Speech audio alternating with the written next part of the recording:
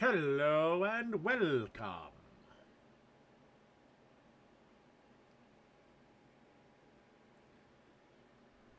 All right, we should be good to go.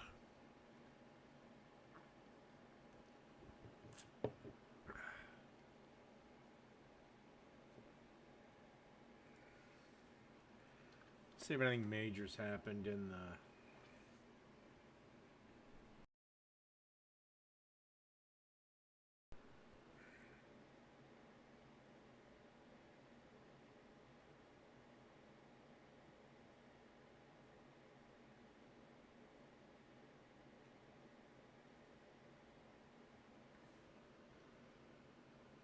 I wonder if the Wisconsin primary results have started to come in yet.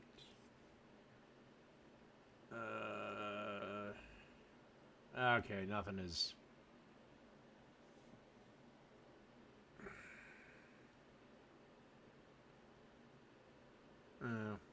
be a little probably later tonight. I hope that Hong bitch wins. Because that means Jesus Christ.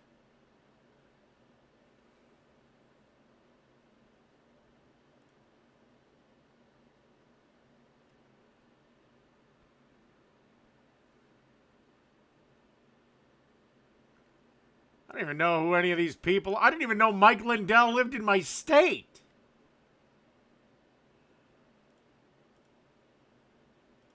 Ah, well, whatever. Anyway, that's long enough. Let's start this up. Hello to everyone in chat.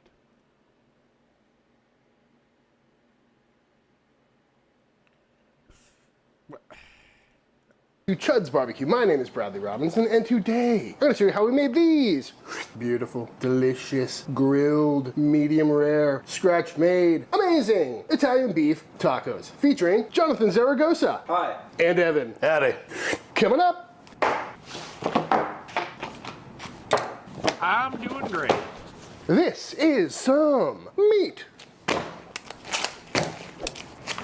Pat it dry. And what I got here is a couple of skirt steaks. Picked these up at my local H-E-B. And I gotta say, they are looking fantastic. A lot of great marbling in there, so H-E-B for the win. And these should work out perfectly for what we're making today. And that's because today we're gonna be knocking out some Italian beef tacos. And that is for three main reasons. Number one, my new buddy Jonathan Zaragoza is gonna be joining us here in a little bit. He's in town to do a collab for Heat Week at Leroy and Lewis, and he's staying upstairs. And if you're unfamiliar with Jonathan, he's a Chicago-based chef who's had a pretty great career working at some really good restaurants. His family owns a birria restaurant up in Chicago. He's an all-around great cook, and he's got a YouTube channel. Highly recommend checking it out. Goat Boy International. And his main focus is Mexican cuisine. Everything from salsas to tacos to tortas. And anytime I'm doing a video here, or I'm trying to do anything with Mexican influence, I always check out his channel first. Reason number two I want to make these tacos is because we recently acquired a gigantic jug of JP Graziano hot giardiniera, which is my favorite giardiniera of all time. And reason three is it just sounds pretty tasty. But when thinking about an Italian beef taco, we've got several options because a traditional Italian beef is essentially a roast beef sandwich with giardiniera served with a jus for dipping. And I don't know if it's just me, but a roast beef taco just doesn't sound very appealing. Something about the textures, but let me know your thoughts on that in the comment section. Wouldn't a roast beef taco just be a sandwich wrap?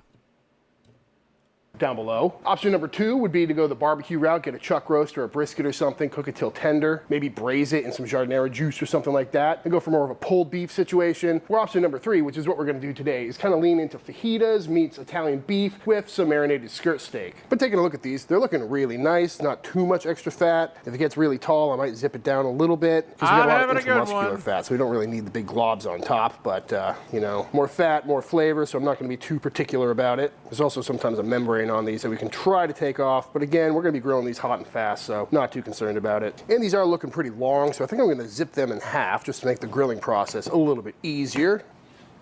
And there we go. And the first thing I'm gonna do is hit these with some kosher salt. Just gonna season them up like any other steak. Maybe go a little heavier than you think because we're gonna be adding some other ingredients. Flip them over and do the other side as well. Don't forget the sides. And then for other flavors, I'm gonna make an Italian beef themed rub featuring some black pepper, granulated garlic, granulated onion, some oregano, some dry basil, some coriander, thyme, red chili flakes, and some fennel. And just get that all mixed up.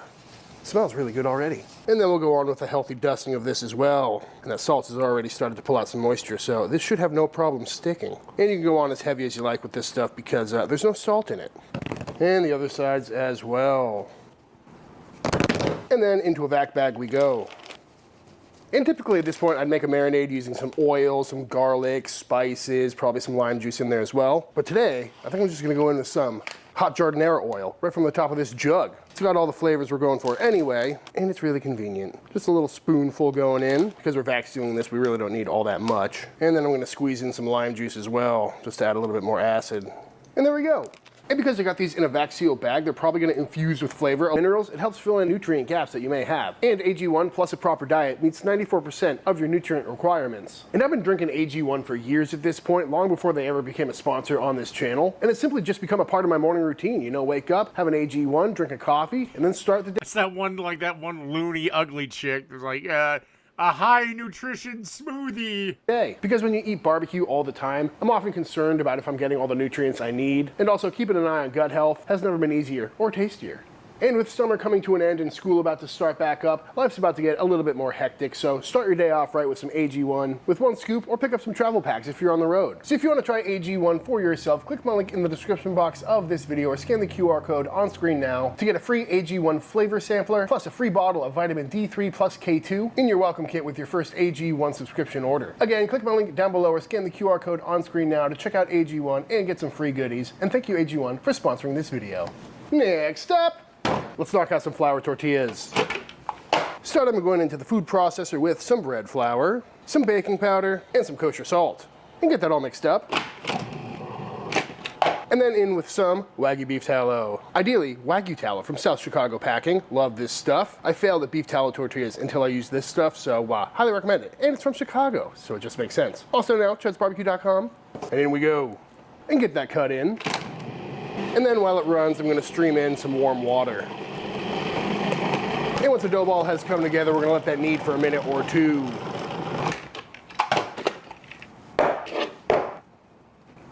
Boop. Give that a couple more kneads on the table. And just like that, we've got ourselves a nice, smooth, supple dough ball, which I'm now gonna portion out into some 50-gram dough balls.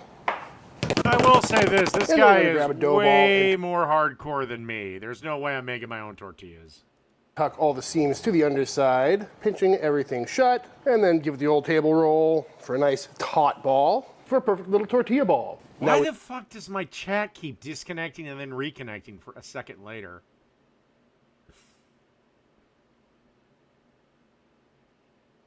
Repeat. And just like that, all balled up. So now I'm going to pop them in this little tortilla holder with the lid on and let these dough balls rest and relax for the next hour or hour and a half, or until we're ready to get them cooked off. And now that our dough balls have rested down for a good bit, I got the Chud press here fired up, rocking around 350 degrees. So we're going to take a little dough ball, go right in the middle, and press it out. Taco squeal. Flip it over, and cook that side as well. Starting to get some good puffage. Can we go full puff? Maybe. It's going full puff, dude. Maybe. That's like exactly half puff. I'm okay with it though. Boys, can I get some judgment? Is that full puff? That's full puff. That's puff. I'm an optimist. That's puff. That's awesome. And then Dude, pull it off. It's a goddamn tortilla, not a balloon. Comes into the tortilla warmer we go to let that steam out and cool down a little bit. And then we repeat.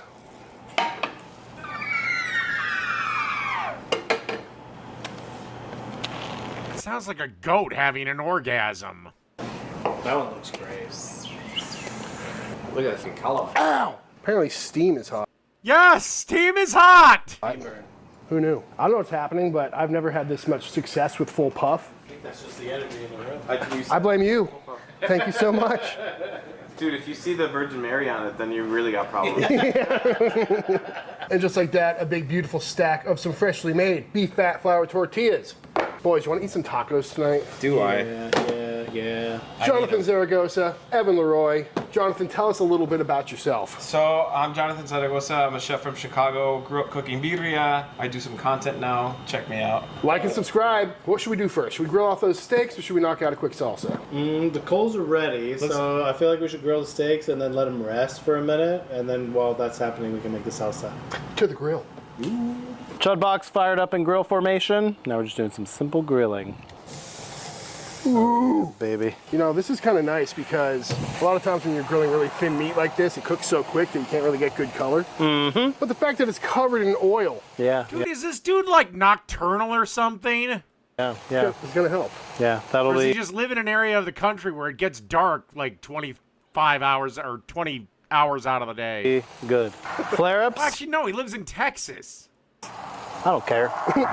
It smells Italian. That look good. That's crazy. Would eat. Will eat. Not bad. Could be better. I'm gonna wait a minute on these guys. Well, that's a thick boy, so you can probably get away with another flip Yeah. on it. What are you rolling at here? I mean, I think I'm trying to go like on 45. Still need time. That's the thinnest boy. This is it. This is what it's all about right here. This is what it's all about right here. Give him a couple of these. Yeah. No, there's one thing wrong with this picture. They're not drinking.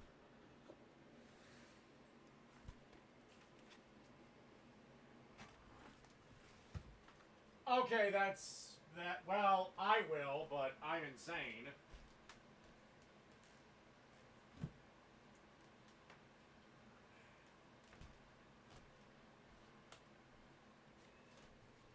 I have the exact opposite problem of Texas. 6 months out of the year, if I want to grill, I'm grilling when it's like, 3 degrees above zero. Them bad boys are working overtime right now. Good looking char. The crust looks good. Fucking You know, Chad just keeps going in and out. it's not my first day. Like, I hate to say that, is YouTube having a disgruntled employee shoot the place up or something? You should open a restaurant. Now again, we could be lazy and just throw some jardinera on top of this beef right on a flour tortilla, and it would count. But what are you thinking we're gonna do? We're gonna blend this up. We're gonna give this a little slice in the char. Mm-hmm. We're gonna fold it all together and make like a super salsa condiment. Love it. Come with us. Join us. Please. Come with us. Come with me. Okay, are you trying to teach me how to make a taco or get me into a cult? And you'll see. How to make a jardinera salsa. A little trimsy. All right, so we're gonna drain this. And now I'm gonna make this salsa backwards. Comment down below if you know where the button's at. Comment down below if you're putting the lid on incorrectly. Oh my God, I am. Flip that around 180 degrees. This way? Yeah. Oh, dude, I've never used this Breville. I got it. It's like a puzzle, I dude. know. All right, let's go. All right, I think we're there. I like the look of that. That looks great. Nice little relish vibe. It's like, yeah, exactly. We're living nice with a little lime juice. It's the best jardinera I've ever had. 100%. Serrano chilies. He uses Serrano chilies. Just a little bit. You know what I mean? A little caramelization. Cool. Done. We go this. And then cilantro. Right. All aboard the cilantro train. All right, we're ready. Salsa / jarred situation looks and smells incredible. So the last thing we got to do is talk about our jus for dipping. Yeah, because it no- just disconnected again. The fuck is going on today? And this is the weirdest goddamn live stream this is the weirdest live stream I've had in a while.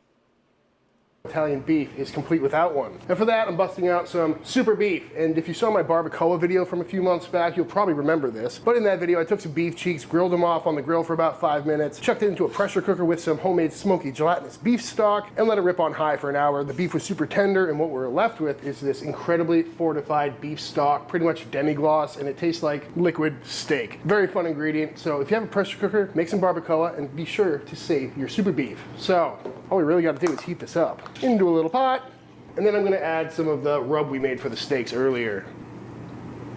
Get this nice and hot, and it's time to build some tacos. Oh God, they smell great. I'm gonna go right across the grain here, baby. How's it feeling? Feels good. I can hear the crust, which I love. Are you a fan of texture and say a bark that was crunchy? Yeah. Yes, yes, of course. That's what it's all about. Look at that. That looks nice and juicy. That looks perfect. And you know what? It is. The Italian seasoning on there is so good. The jarred oil, not too spicy. Very, very good. These are going to be great tacos. Beautiful. It smells incredible. Yeah, it's really Look good. at that. Dude, the crust is awesome. For steak, Nice little bias cut there. Mm-hmm. Yep, that looks really good. Couple strips of Wow. Do like one of those too, little crusties. steak. Little burn end. This looks nice, nice. Ooh, the texture on that is so good. Pretty simple taco too. What more do you need? You boys ready to eat some Italian beef Beer! tacos? So ready. I'm down. They look good. I think the first thing I'm gonna do is take a little sip of this. Yeah, try the super beef by itself. Oh, that'll cure a cold. That's nice. Nice. That's really nice. It smells so good. Beautiful little taco. Ma'am. Man. Whoa. Come on, man. That's exactly what we want. Tastes like Italian beef, tastes like a taco. Is this allowed? Oh yeah. Oh, it's required. So we call it a beef wet. Drip. Buddy. Oh yeah. It's got some kick to it, got some good acidity from the jarred. It's super beefy. That crust is noticeable, even in taco form. It's great. But the super beef like brings it to like Right. a nicer level. Have you ever had a taco? Okay, so they like their taco.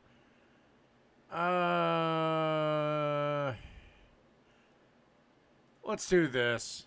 Creamiest chicken spaghetti you'll ever make. In the thumbnail, and you already know we about to get busy in this kitchen because you saw we got pasta on the menu, and anytime we got pasta on the menu, you already know it's a good day. I'm gonna show you guys how to make this 3-cheese chicken spaghetti with this creamy Parmesan sauce. Y'all ready? Get in the kitchen, let's go. All right, let's go over our ingredients real quick. They can be found on allwingseverything.com or ijustcookalot.com. Back here we have our chicken. I cut them up in about 1-inch pieces. Heavy whipping cream, chicken broth, cheddar cheese, freshly grated Parmesan cheese, mozzarella cheese, olive oil, parsley, black pepper, some red chili flakes, salt, onion powder, garlic powder, chopped garlic, Cajun seasoning, paprika, and we have some butter here. That's all you need. Let's get to it.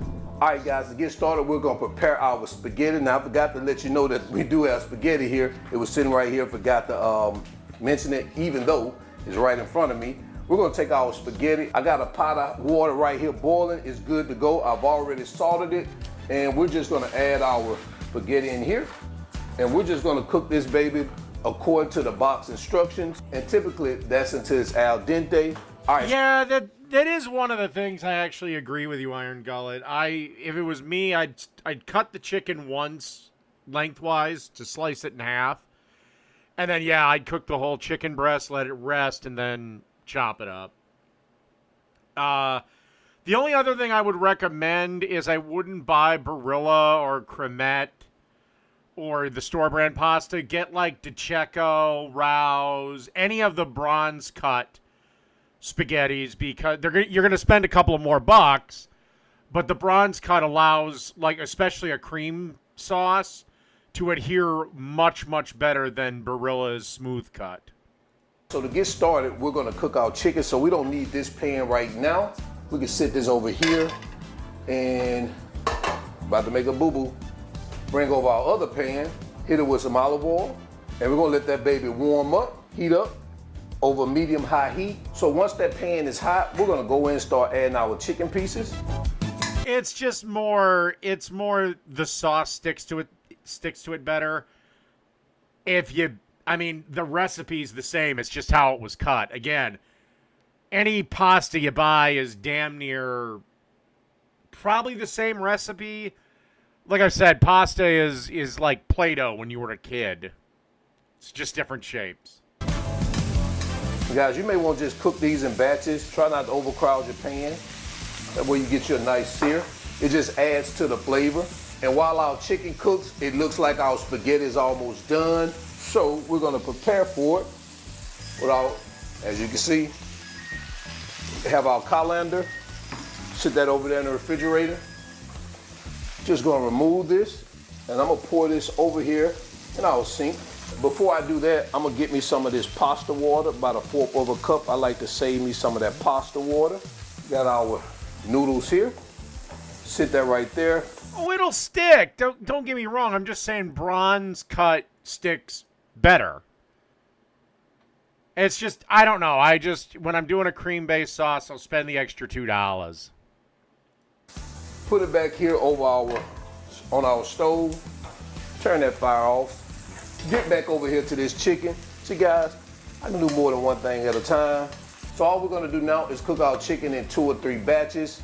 So just hang tight and we're gonna come back. Because the bronze cut gets a much rougher product, so there's a lot more things for the sauce to cling to. In truth, actually, that's why I prefer things like pennes and rigatonis, and bucatini is my favorite noodle, because they have all those holes in them, so the sauce can kind of get inside. Like I said, this is just nitpicking preferences.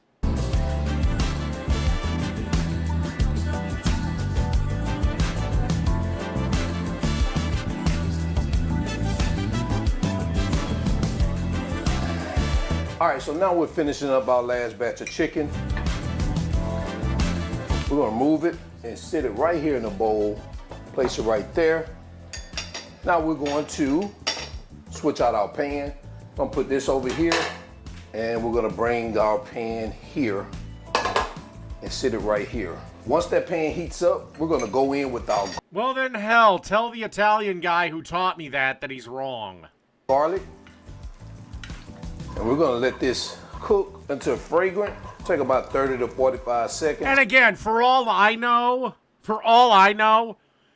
it takes a product with a bronze cut pasta at 90% and or at 100%, and the Barilla version of it is, 95%.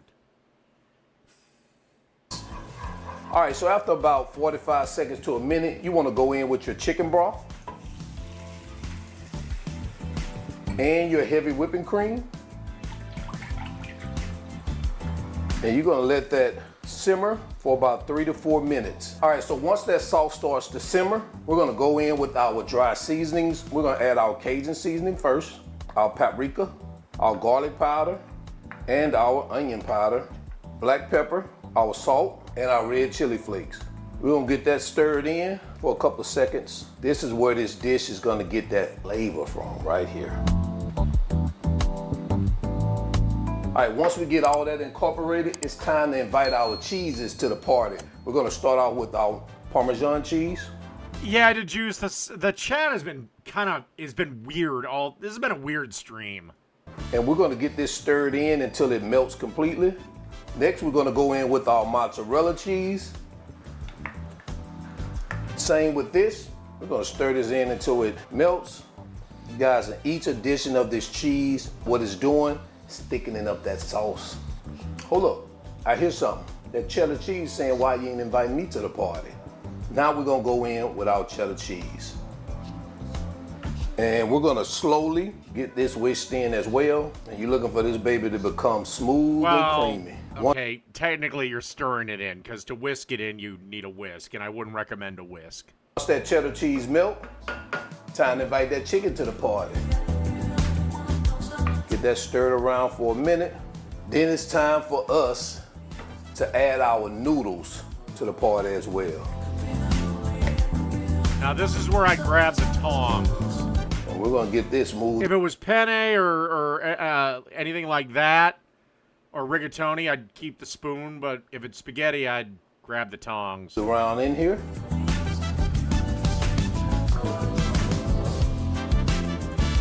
All right, so now we're just gonna let those noodles finish cooking for the next 2 to 3 minutes to let all those flavors blend together. Once we do that, we're coming back. All right, guys, so it's been about 3 to 4 minutes. We're gonna turn our heat off. Man, take a look at what we have. Man, we're going to remove this from our heat. Place it right here, over here on our cutting board, and we're gonna add some finishing touches to it. All right, so the last thing we're gonna do, you already know what we do. We add some of that green stuff, just so it can look a little pretty. Guys, whoo, that baby looking good. And the only last addition I want to do, I want to sprinkle it with a little Cajun seasoning on top, just to bring out some of that flavor and brighten it up. That's spectacular right there, spectacular. All right, guys, it's time to get this baby plated up. Got us a plate right here. Let's go in.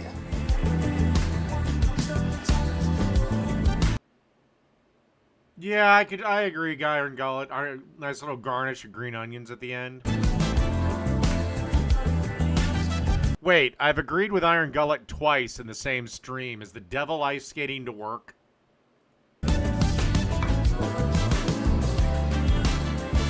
Should we get that plate a little bit closer so they can see what we talking about over there, what we working with? Oh man, that's what we working with right there. That's gonna be enough for me. Garlic bread would be nice too. Actually, cheesy garlic bread. Throw me a piece of chicken right there. I mean, there's no way you're making this light, so... We're gonna hit that with a little bit more of that green stuff, just for me. That's it. It's missing freshly ground black pepper, but then again, that might be just a me thing. It's time to check it out with some quality control. Let's see what we got down here. Woo! You know, we're gonna do that little twirl. Oh man.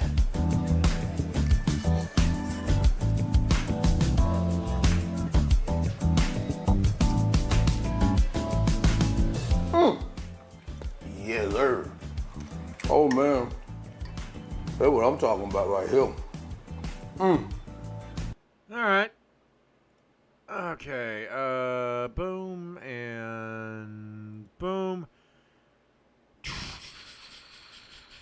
I guess I'll do Lydia Bastianich's video. Manicotti di crespelle con spinaci. Crespelle manicotti. Easy, fast, and delicious. Of course, the stuffing is ricotta and spinach. Nice and thin crespelle. And you can make the crespelle beforehand, even the day before. You can even freeze this crespelle. Crespelle, once it is rolling around, you can just flip it over and give it a little bit of a crust right in So essentially, it's a pancake. here. I have the sauce there. It's a nice simple marinara sauce. So here's one. Let me just do another Just way one. thinner than a Just like pancake. that. Start on one end and you sort of roll it around until it spreads very thin and evenly across. You need some heat here, but you have to stay close by because these are very sensitive. You don't want them to burn. And we will crush Yeah, with them that thin, if you go take a whiz, you're fucked. some garlic. That's it. You're gonna saute the spinach. And you want it to be flavorful when you saute it as well, okay? So we are finished with the crespelle. It's probably made differently than a crepe. But yeah, it's essentially the same goddamn thing. Or same idea. Let's get into the spinach now. Oil. The crushed garlic we just did. Just like that. Okay. The garlic is golden. Let's put the spinach right in. How can the garlic be golden? You fucking... It's been in the pan for 30 seconds, lady. These days you get spinach all ready to go. Or if it's spinach that you bought at the farmer's market, wash it first. But you do need seasoning, a little bit of salt, and a little bit peperoncino, just like that. And a little bit of water. Also known as red pepper flakes. Lydia, love you. Can't stand your son. Love you. But I don't speak fucking Italian. Just to get it going.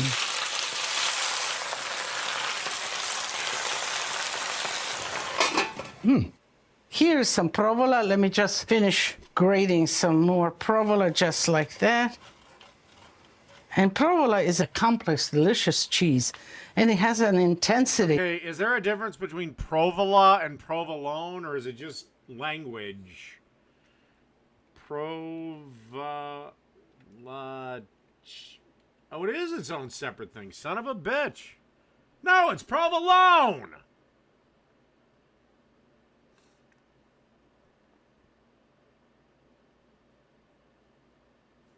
Okay, I don't know why she said it like that, but whatever. Okay, so here we have that. And let's check the spinach. There it is. That's all I need to do to the spinach. And I'm gonna strain it here. Discard the garlic, we don't need this anymore. And I'm gonna drain them here so all the extra water comes out so that the filling doesn't get too watery. Let me put this a little closer. Always organize yourself. Let me get the egg. All you need is one egg to bind it a little bit. So here we have that, and a little bit of salt in the egg. Just like that. Let's whisk it. Okay. Let's put the ricotta right in there. And I'm going to press the spinach down. The Italian was speaking English. I learned it from Vincenzo's plate. I'm gonna chop the spinach. Okay, so you can do the spinach before too. You can make the whole filling before You got one of those garlic cloves in there, Lydia. and have it in the refrigerator. Let me put the spinach right in there. So now let's finish the stuffing. Gonna put grated cheese. So I'm looking at it. The ricotta is not I assume that's Parm or Reggiano. seasoned. The spinach is seasoned. The cheese, the provola, is seasoned. It's provolone. Again, you're saying provola, and I'm thinking it's some cheese that I just don't know about. So maybe I don't even need any salt.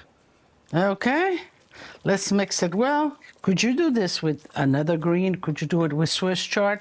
Yes, but you want the green that you put in the filling cooked. Not overcooked, certainly, but, blanched. And then it will continue to cook in the oven. Okay, this is done and tasty. This is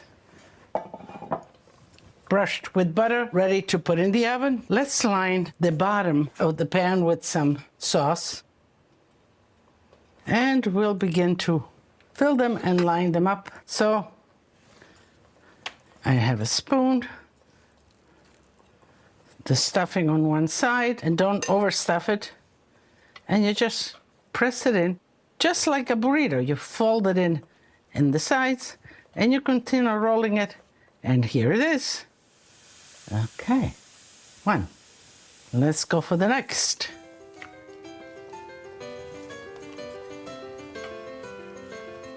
Okay. So let's keep on rolling here. I think kids could really enjoy doing something like this if you get them working with you. So maybe somebody really has an adversity to spinach. Can you put asparagus in there? Yes, you could. Could you put peas in there? Absolutely. Okay, snuggle them close. Fucking peas. All right, I got to get another beer. I'll be right back.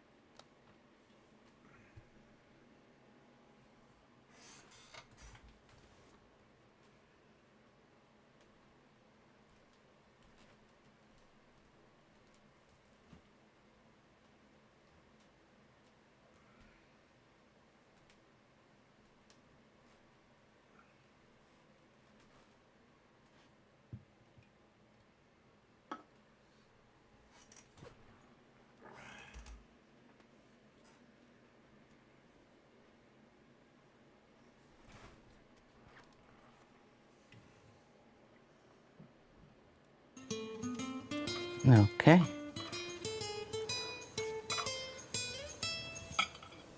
Snuggle, snuggle. And everybody loves stuffed pasta. This is not really pasta. It's crespelle, but it's stuffed, it's baked, it has all those beautiful flavors that we all love in pasta. Oozing cheese on top, it's easy. It's not difficult. Ricotta we used at home for just about everything. Let me tell you the story why we had so much ricotta. Grandma had the goats, and That was our source of milk. We didn't have cows. Cows are expensive to keep. You need space, you need pasture. They eat a lot. That's why I'm proud to be an American. Goats are much We have fucking cows. easier to keep. And because the goats will eat anything, any grain. Yeah, you know, that's why it's like in European cooking, lamb is a lot more common. I think probably in America, we're the only goddamn country, except maybe like Canada and Mexico, North Americans, where beef is the primary meat. Even though beef's now gotten so fucking expensive, I've switched over to like pork and chicken. They will eat bushes and everything. So even if you want things cleared, put them in that place and they will And don't get me wrong, I love lamb. Lamb is delicious. It's just more expensive than beef even. eat the Although these days it's almost getting to be fucking comparable. grass and yield milk. They have the kids, they have plenty of milk. That was our milk. We used to milk it in the morning, have it for Nope, never had octopus. breakfast. Sometimes grandma also sold it. And then when we had some leftover, Well, in terms of percentage of our income, yes, it still is. Just certain groceries are higher than other groceries. Right now, chicken is relatively cheap.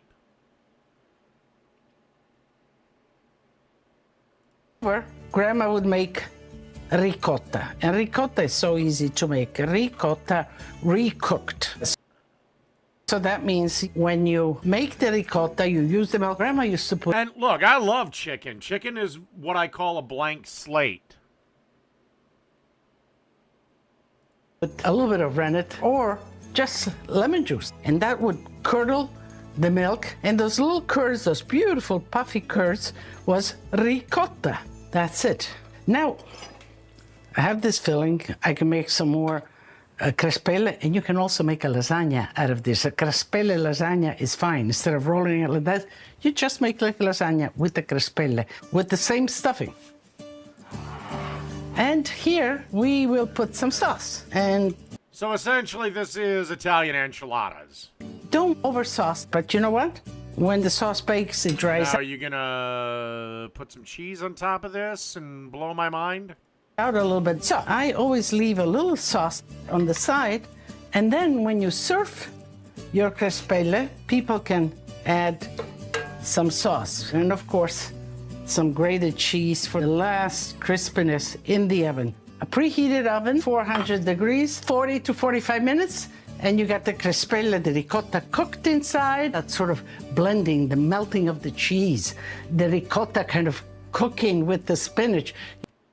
If you'd have put that in and I was your grandchild, you would have hated me as a grandchild. You want those flavors to really blend in the oven, and it's gonna be delicious. So let's get it in the oven. I'd have been on your fucking legs every 5 minutes. Grandma, is it done? Grandma, is it done? Grandma, is it done? Whenever I break from cooking, I like to check with everyone out there. So let's do it. Margarita, I see you use big blocks of cheese in your dishes. What is the best way to store cheese so that it doesn't mold? Don't be afraid of the mold. If you have a little mold, scrape it away and use that cheese. But the best way is to keep the air away from the cheese because mold needs air to multiply. So you have a cheese, wrap it in plastic wrap nice and tight, and then I usually put it in a regular cloth that's humid and wrap it nicely and keep it in the refrigerator. It's as simple as that. Okay.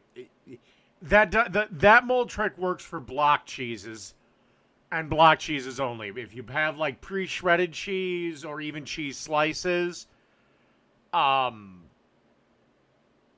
throw it away.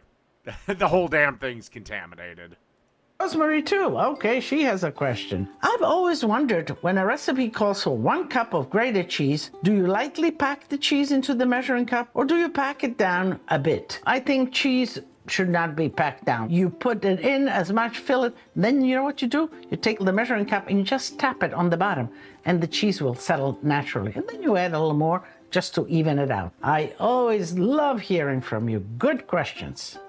Smells delicious, looks delicious. I'm just gonna show you how to plate one, and then the rest we'll put on the table. So I put a little bit of sauce on the plate, not too much.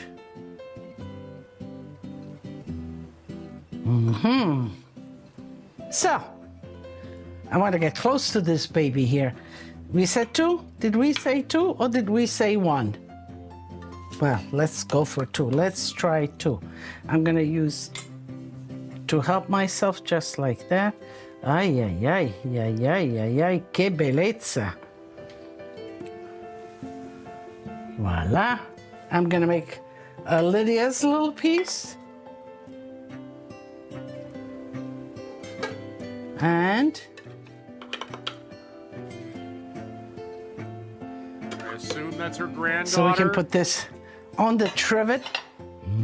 Here we are. A little basilico, of course. A little bit of vino, some good Merlot, nice full-bodied wine we need because this is a full-bodied meal. And let me taste now. It's really delicious. The sweetness of the ricotta.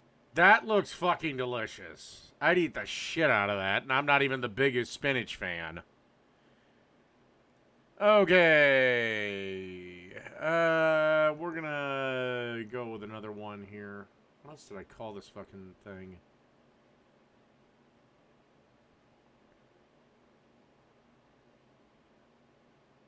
What the hell was my other...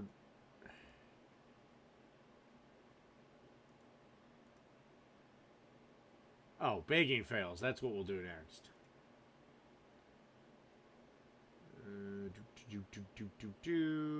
Baking fails. Okay. So this is the funniest baking fails. Moments. Bro! First off, that bread is stale as fuck. Second off, you need a serrated knife for bread.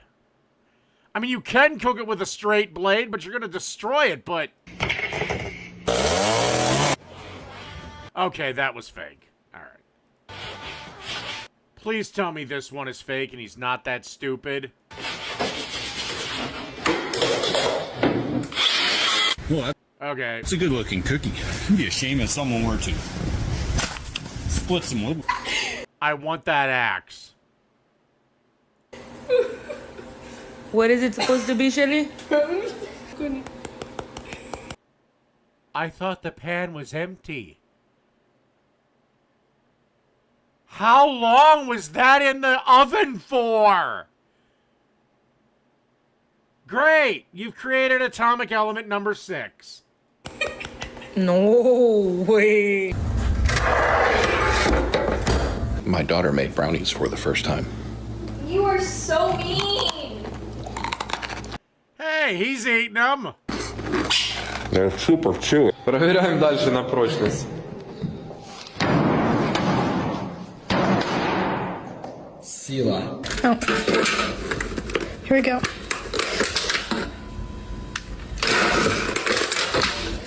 Who did this to the peanut butter? Like, oh, I hope I didn't get any peanut butter on myself. Ranking baking. Okay, so these were probably all fake. Although, I can't decide. Does she look hot in peanut butter or not? Would you smash if she was covered in peanut butter? I'm still in the no camp, but I'm only on beer 3. Okay, I've never seen this show before. This is the Cook and Share. I don't know. Some skillet pasta dish with bow tie pastas. You know, old Uncle Ned never had much money, but somehow nobody left his table hungry. He could... I hated your Uncle Ned. He killed my brother. I got back at him, though. Him and that little boy of his. Take a pound of ground beef, a little pasta, and whatever vegetables he had kicking around, and turn it into something you just couldn't have enough of. This cheesy beef and bow tie skillet reminds me of those simple meals. Nothing fancy, nothing expensive, just good food made with what you have. So let's get started. Okay, the first thing we're going to do is throw a little salt into a pot of boiling water. Okay. Then add in a cup and a half of bow tie noodles, and we're going to cook this up Most of a box of pasta. until it's al dente, and this should take, I'd say 10 minutes or so. Next up, we'll add No, pasta. just not for nothing, but why wouldn't you just add the whole fucking box? I mean, a box of pasta is 2 cups of pasta. It's 16 ounces. Whatever. Fuck it. Is boiling away, we're going to add a pound of ground beef to a pan over medium-high heat. Okay. There's nothing wrong with using the tube burger, but really, if it is at all available to you, for the love of all that is fucking holy, Christ on his goddamn cross, and Sonny tap dancing Zeus, while Joseph Smith sucks off Baba Ganesh, get your ground beef from a fucking butcher's counter. Freshly ground beef, because this was ground God knows when, God knows where, by God knows who. Of course, break this up a little bit, and I've lost my breaker-upper thingy once again. And we're going to fry this until it's basically browned and cooked through. Now, while that beef is frying up, I'm going to grab up my red bell pepper fresh from the garden, and we're just going to julienne this up. Now, something you might find, guys, with a lot of beef out there, you'll get quite a bit of grease. So what we'll do is just grab up a spoon and drain some of this off. Alrighty then, our beef is all fried up now, so what I'm going to do is move everything to one side of the pan, throw in a small chopped onion, like most of my recipes, 3 cloves of chopped garlic. And of course we can't forget that red bell pepper we chopped up. And we'll just saute this up until that pepper softens a little bit and that wonderful aroma of onion and garlic fill the air. This will only take a couple of minutes or so. After a couple of minutes, guys, everything is looking and smelling so good, so we'll just give everything a mix together here. And throw in 14 ounces of good old diced tomatoes. Now, you can use whatever tomatoes you have on hand, but these are fresh from the garden. Well, not exactly fresh, but they were from the garden. Follow that up with half a cup of good old rich beef broth. Season things up with about a teaspoon of salt. Of course, another good heavy teaspoon of the good old ground black pepper. My all-time favorite and Uncle Ned's all-time favorite, a heaping teaspoon of Italian seasoning. And of course, once again, a mixing we will go. Now what I'm going to do is let everything simmer away for, I'd say about 8 or 10 minutes. After about 8 or 10 minutes, we are looking and smelling ever so good. Now it is time to throw in that bow tie pasta that we cooked up and drained. And of course, I didn't show the boring details of the draining to you. Stirring we will go until that meat sauce covers that pasta. But isn't this looking good, my friends? Wow. And of course, about this point in time, old Uncle Ned, he'd be dropping things and singing a song. And we'd all laugh. Those were the good old days. What, before he touched you in the no-no place? Anyway, it's cheese time, so I'm going to throw in some old cheddar cheese. Then follow that up with some extra old cheddar to make it really, really cheesy. Now you can just use one. My Uncle Lou did that to me too. But at least he paid me. Cheese, you can use mozzarella cheese or no cheese at all, whatever you like. And considering I have leftists in this stream, that was what's known as a joke. Reduce the heat to low, slip a lid on, and we'll let this simmer away just for a couple of minutes until that cheese melts down. After a couple of minutes, that cheese has melted down, and just look at this, guys. Everything is looking so good, and Uncle Ned would say, ooh. I don't think I'm funny. I know I'm funny. And so does your grandma. She told me last night. Ooh, doggies. And if you take a spoon and scoop this up, just look at it. Doesn't it look absolutely incredible? So what we're going to do is throw this onto a plate. Of course, garnish it up with a little bit of chopped parsley. Uncle Ned never did this, but I'm going to. And there you have it, my friends, our beefy bow ties. Simple, easy.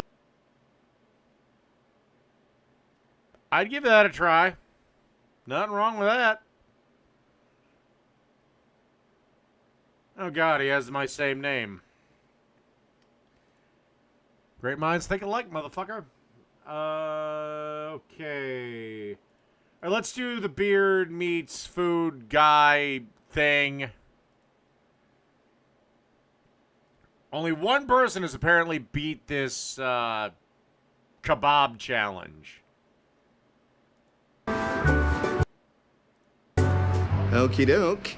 As you can no doubt tell, on account of what I am sure is an incredibly sexy establishing shot, today I'm at a place called King of Donairs, one of the longest standing and most applauded eateries in the fine country of Canada, and apparently home to the Oh, Canada, you fucking suck damn balls.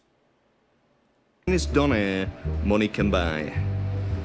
At least that's according to the owner of Big D's, where I shot the last video. He said you get the best donairs in the country here. I mean, he might have shares in the place, I don't know. Could be terrible. I'm sure it's not terrible. It can't be terrible if it's called King of Donairs. It's got to be good. Alright. This is what we're doing today. The Triplex Challenge, which as far as I can tell... Food must be good. Mormons hang out there. ...is a bunch of donair meat sandwiched between two inverted pizzas. Sadly, these three young men were not victorious, but they did dress for success. This chap looks like he's the head of a moderately successful pyramid scheme. It's got to be said, it is a cool spot. Big fan of the hot pink detailing. They've also got a couple of... Ooh, oh fuck, they got WrestleFest! Fuck, I'd go here just for that! old school... God, I loved that game! Oh, and they set it to free play? Fucking shit, I'd buy shit just to play that for fucking hours! Arcade games. Oof, that flickers a bit much. Who would want to go near Michael Jackson's Moonwalker if you had photosensitive epilepsy? I'm here with Nicholas, who's going to tell us what's in the Triplex Challenge. Alright, so our Triplex Challenge, our first floor is a large 16-inch pepperoni pizza. And our second floor we have a pound of donair meat, a pound of fries, and around a quarter pound of cheese covered in donair sauce. And then the top floor we have our 16-inch large garlic fingers. Alright. Sounds yummy. It is yummy, it's a lot of food. Were you here when these guys attempted? I wasn't, no. No? But I think Zach may have been here. The three Mormon boys, they all came in and gave it a shot. Oh, they were Mormon. Okay, good. I thought I was going nuts. All failed. The good Lord was not in their corner that day. What did you get? But Joseph Smith was, well, actually it wasn't the good Lord, it was Joseph Smith. He forsook them. I got their the Triplex Challenge. You're going to see it in a second. Here it is. First floor, second floor, and at the top coming. Oh, let me put some hot sauce on there first. So is this a pizza challenge?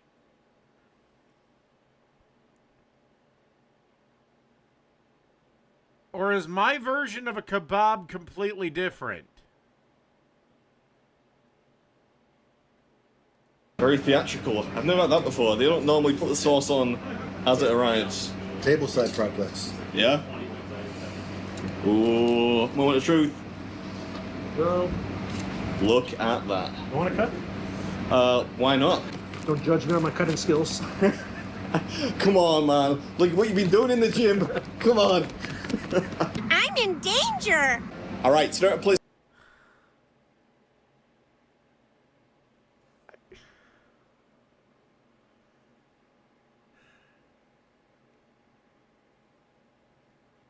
So is this like a big ass gyro or a pizza or a what the fuck is this? Whatever, it looks delicious. I don't give a shit what it is. It's called King of Donair. Donair? King of Donair. And I'm taking on their Triplex Challenge, which thus far only one person's ever done. That's right.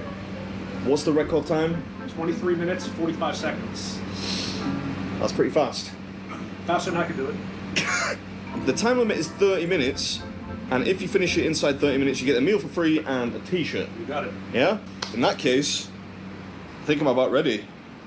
Good luck. That was perfect timing. The fan just stopped on the fridge back there. On your marks, get set, go. Now let some of the heat out here. Oof. Still hot. Not again. Death, taxes, and me commencing an eating challenge while the food is too hot to eat. What's up, everyone? Welcome back to the episode. We're at King of Donair today, a revered spot around these parts, popular even with a few celebrities apparently. Okay, hold on. I'm just gonna back this up just a so they do have pizza on the menu. They have euros. And I have no idea what the fuck this is. So is donné just like a French word for euro? Ah, whatever. Fuck it. Here today, a revered spot around these parts, popular even with a few celebrities apparently. Anthony Bourdain there, Chuck Liddell. Ooh, Chuck Liddell. I already like this place. Well, now I love this place. Chuck Liddell ain't there, and they have WrestleFest. Don't know who Matty Matheson is, but I'm sure some of you folks do. Yeah, I know who Matty Matheson is. Another point to this. I guess I'm actually going to have to renew my fucking passport and actually go to Canada. Something I swore I'd never do. Ooh. Good luck. Thank you very much. You know, I've got to say it, I don't think there is a collective group of people on the face of planet Earth friendlier than Canadians. No, that's Mike Lindell. Chuck Liddell is a former UFC light heavyweight champion. He was fighting right when, like, the Ultimate Fighter broke out and UFC got a huge popularity. If he'd have been born, I'd say, 20 years later, he would have been the biggest thing on the planet for the UFC. Canadians didn't want to stick around for the show, but... Because he's one of the few guys that actually was mainstream when the UFC was basically on life support. I appreciate the general well-wishery. Is there a limit to how much of this I can use? What do you want? I've had donair sauce before, but never the king of donair sauce. How would you describe the flavor? Ice and sugar for me. Ice and sugar for me. I love the sound of that. Love it. Oh, that is incredible. It's like the perfect description too. Yeah, I mean, I've tried donair sauce before. Not sure it would ever take off back home, but this stuff was incredible. You got the creamy garlic, then a rich but subtle sugary... Okay, hold on. I just have to look up what the fuck this is. Okay, so... The dourné is a variation of a kebab which originated in Halifax, Nova Scotia in the early 70s. The meat is made from spiced ground beef sliced into a rotating cone, fried on a flat top. Create crispy edges. Toppings are typically things like chopped onions, tomatoes, and a distinctive sweet sauce. The dourné sauce is made from condensed milk, sugar, vinegar, garlic powder. They're often all wrapped together in soft white Lebanese-style pitas. It originated from the Turkish doner. Well, I'll have to make my own version of it, and it's not going to be like theirs because I don't have the spit necessary to rotate the ground beef into that big fucking thing. So mine will probably be just ground beef, but I guess I'll have to make this. Put a little star on that. All right, back to the video. The taste, spot on. This is the least gross I've seen. Well, boxing is... I still got to say boxing is more popular. Because those guys are making way more money than any UFC fighter. I don't believe it. Or we're going to all be like Andrew Tate and be like, the ultimate form of martial arts is kickboxing. Even though that fucker didn't fight in anything worth a shit. Alright. Don't be alarmed. I mean, I suppose that is a fairly natural reaction to stumbling upon this kind of thing. The OCD's kicking in here. Look at that. I fashioned it in... I don't disagree, Iron Gullet. Oh my god, that's 3 times. The world is fucking ending. The seventh key is going to be unlocked. Satan will be coming shortly. Almost a perfect half circle. I'd say that's halfway.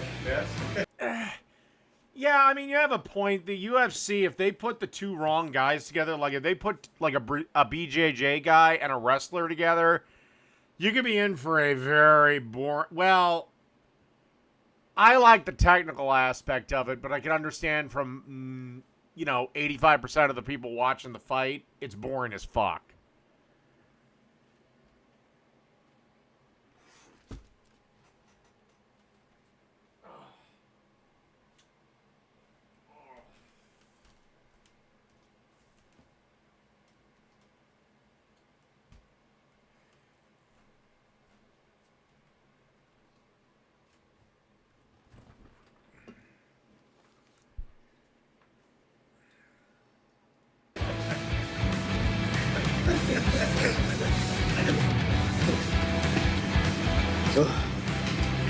Thank you. It's still so hot. Dude, how the fuck is he gonna get through that much bread? That's literally like 2 large pizzas on top of one another. Look at that. Back to square one. In case you missed it, or more likely I forgot to even mention it, cost 55 Canadian dollars to order this thing, but if you can finish it in half an hour... Iron Gullet, there is more chance of me getting you to flip for JD Vance or Marco Rubio than me voting for the TSA.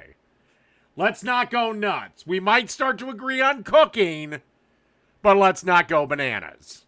It's on the house. You get a t-shirt and a bottle of your very own make-at-home donair sauce. Sure, man. By all means. My wife watches it. Oh, okay. Yeah. Hi, wife. Am I allowed to stand up? Yeah. I'm just gonna grab a root beer. Put some video games between if you want. It's an interesting choice of arcade game, Michael Jackson's Moonwalker. I think I would have gone with Street Fighter 2, personally. Good talk to this guy. Do you know what time I'm at? 11 minutes. 11 minutes. Yeah. Oh, this sauce is delicious.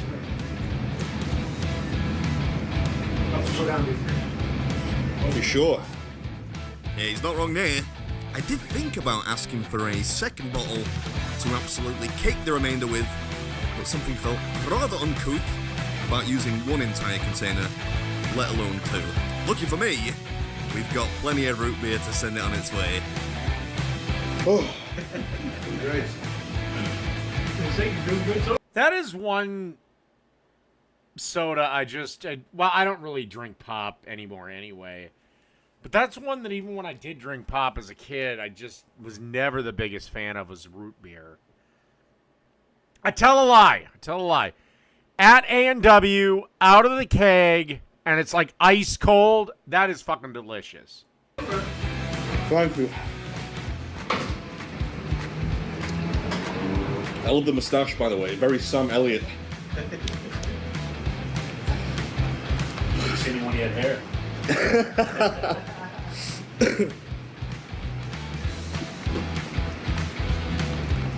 Halfway through, 15 minutes. Ooh, I don't know. There's plenty left. This one's a lot harder than it looks, 6 pounds of food in half an hour is no mean feat. And yeah, it's mostly bread. It's essentially you're eating 2 large pizzas. Not surprising that it's... Maybe there's a slight difference in the bread, but I'm just saying, okay, this is basically Lebanese pizza. They've been beaten once before by a fella named Joel in 24 minutes and 37 seconds. 18 minutes, just over 18 minutes in. No, if I had to do root beer, it'd be A&W. What was the record again? 23 minutes, 25 seconds. I might as well use the whole bottle, right? It'd be rude not to at this point. Come on. Yeah, I'm pretty sure nobody's going to want to touch the carafe of sauce after you've had your greasy mitts on it, kid.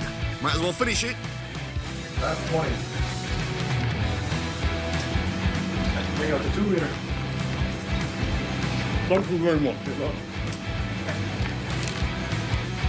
Look at that. A much appreciated assist there from Nicholas. A second root beer, I'm sure, will come in very handy. 1 minute to get the record. Twitchy bun time, not long left. If we want to reclaim some territory for the British, figuratively, of course. Hope you enjoyed it. I know I did. And as always, I'll catch you at the next one. Alright. This is Big Big Spoon. Dude, how does this guy do this? Does he like get high as balls on pot before he films this? And that was a triplex challenge.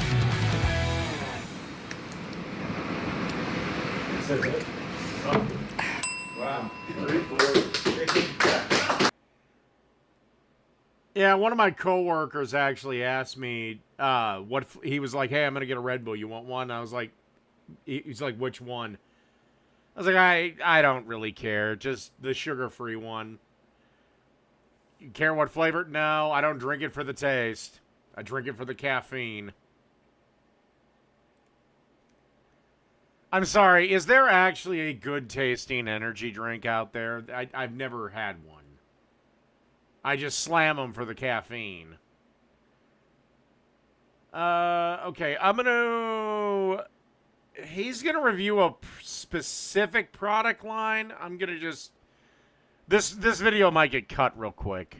I'm Ballistic Barbecue. I'm going to be taking a look at and comparing 3 of the top-selling gas grills from Monument Grills.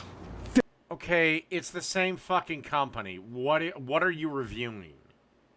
Thank you, Monument Grills, for sponsoring this video. Let's get going.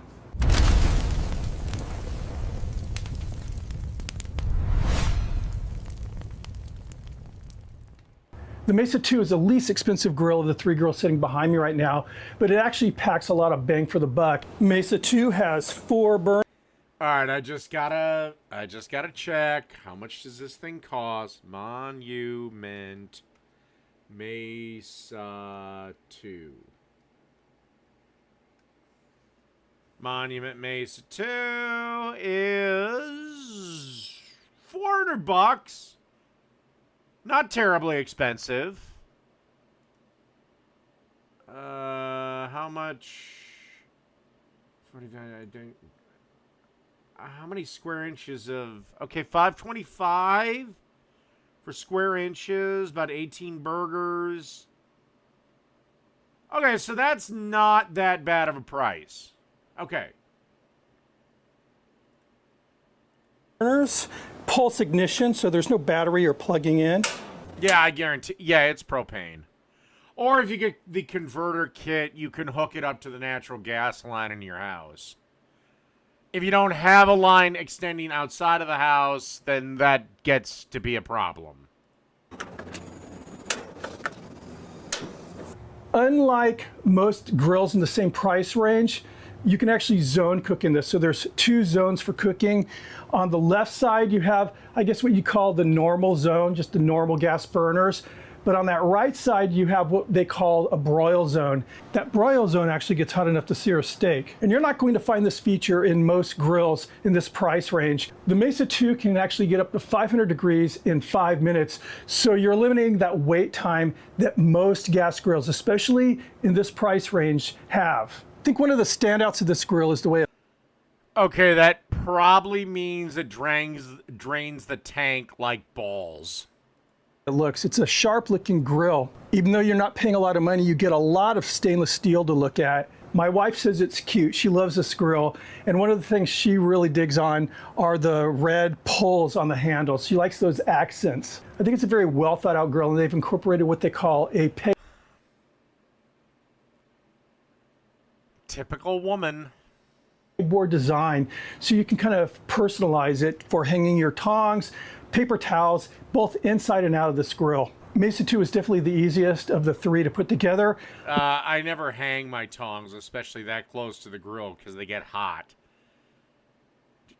You have shelves on your grill. That's what they're for. Did it by myself, I wasn't rushing, and it took less than an hour.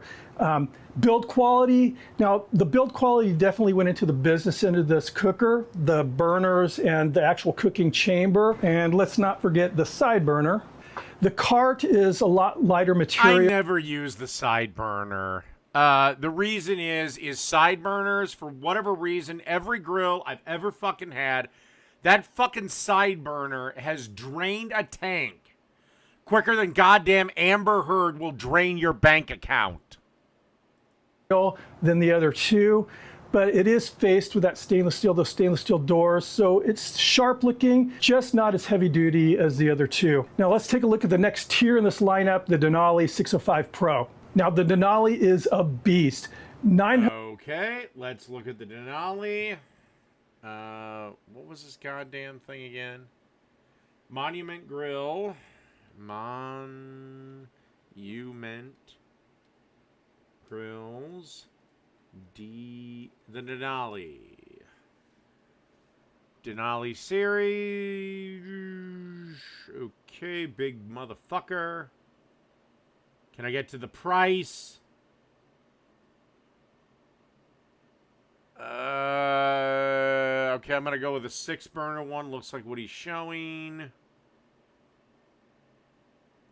Shop. Piece of shit. Okay, the 6-burner is about $900. The non-smart version, whatever, is $800. Okay, now we're getting to grills your average person cannot afford.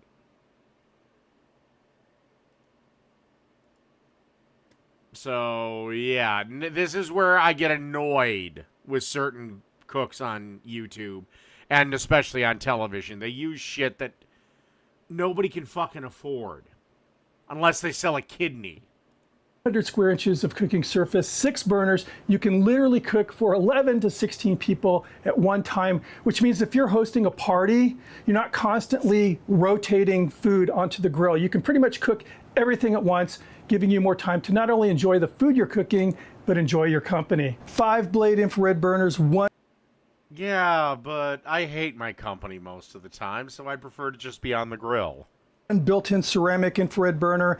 This thing boasts 78,000 BTUs and reaches 700 degrees. Wait a second. I get shit for saying a $400 grill is reasonably priced. But then you fuckers completely do a 180 and say $900 isn't that big of a deal. You guys broke or not? In just 10 minutes. And a side searing station, I'm telling you, this thing is a monster. And if you've never had the experience of searing a steak off on one of those searing stations. You know, I get the appeal of a big-ass grill. When I was younger, I used to want the biggest fucking grill on the planet. But as I've gotten older and I usually cook for maybe 4 people, I don't need a big grill. I don't want to refill a propane tank every goddamn time I fire up the grill. You're missing out. It's cathartic. Of the 3 grills I'm featuring, this could be arguably the most versatile. It has what they're calling the modular cooking system. Basically what it is there's a circular section in the cooking grates that can be removed and replaced with other accessories, like a pizza stone, a cooking plate, and a diamond grid. The cooking plate is literally a small griddle, so you can flip eggs and pancakes and things like that on it. And just like the Eminent 605, the Denali comes with a rotisserie kit. The aesthetics of this grill I think is way up there. First off, a lot of stainless steel. It's a beautiful grill. Secondly, it has what they call a clear view system, which is essentially a window that spans the entire. Yeah, except I don't need to see my food while it's cooking. It's all about time. Hood of the grill. But time and temperature. But this is not just for looks. There's an old saying in the cooking world, outdoor cooking world, if you're looking, you're not cooking, meaning lifting the lid to take a look at the meat and then closing the lid, you're losing cook time every time you do that. With this, if you're looking, you're still cooking because you can literally watch the food cook while the lid is closed. Okay, but that applies to things like smoking and barbecuing and shit that takes hours. If I'm using a gas grill, I'm going direct, so it's not going to be like some massive fucking wait time. Closed. And since I mentioned aesthetics, the Denali has something that Monument Grills has really become known for, and that's their LED illuminated knobs. But the cool thing is these knobs actually change colors as the pit changes temperature. So starts out blue, and then when the thing's blazing, they're red. Monument Grills has incorporated a lot of features into the Denali that make it easier for you to cook. The one thing I really love is the pull-out propane tank shelf. So you can literally just open the doors, pull the tank out, lift it straight up rather than having to kind of squeeze into the cart and pull it out at an angle. Another thing is they're hit the gym. One-touch ignition system, so you can push one button and light all of the burners. The Denali's digital display is very clean, very easy to read. It has 2 probe ports. The Denali comes with 2 probes. It also has a USB-C port, so you can run this digital display using a mobile phone charging bank. And now for the point. In the words of Hank Hill, I don't need tech support to make a fucking burger. Of the Spear, the literal flagship of Monument Grills, the Eminence 605. We're talking. All right, we're gonna see how. I'm assuming. Okay, wait a second. They have. God damn it, fucking cunt. I'm assuming. Denali, Eminence 605. Okay, so this one is about $1,400. For that amount of money, it should come with a Ukrainian sex slave that blows me every time I fire it up. 89,000 BTUs, 6-blade infrared burners, 1 built-in rear ceramic infrared burner. Wow, it includes a free rotisserie. Oh, a natural gas conversion kit. For rotisserie and 1 side searing station. This thing hits 800 degrees Fahrenheit in 10 minutes. We're talking pro-level steak. What the... Fine, fuck it. House quality crusts on this beautiful, beautiful grill. The Eminence 605 is definitely a centerpiece, stainless steel galore, a lot of little details like the door pulls. I mean, it's dressed up. This is a beautiful, beautiful grill. One of the features that I really love is that rear infrared burner for the rotisserie. Most grills do not have that, and it makes a huge difference when it comes. But again, for me, it comes down to the question of how often am I going to use the rotisserie? And I don't know, maybe it's because I'm a little bit old school, but I'd do it over a fire. To getting a nice crust on a prime rib or cooking a perfect chicken with that nice crispy skin, this is what you need. Now, I see the Eminence 605 as more of an investment rather than a grill that you hone your... Oh my God, it's not an investment. How the fuck are you going to get an ROI on it? You're not. Outside of being able to wag your dick and say, I have this grill, it's not an investment. This is like saying cars are investments. They're not. There is no ROI on any of this.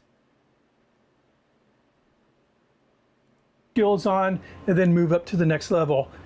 The Eminence 605 is literally the next level. And the nice thing is it's dual fuel. So you can run it off the standard propane tanks if you wish, or you can hook it up to your natural gas, which is a great option because this thing is a very powerful grill.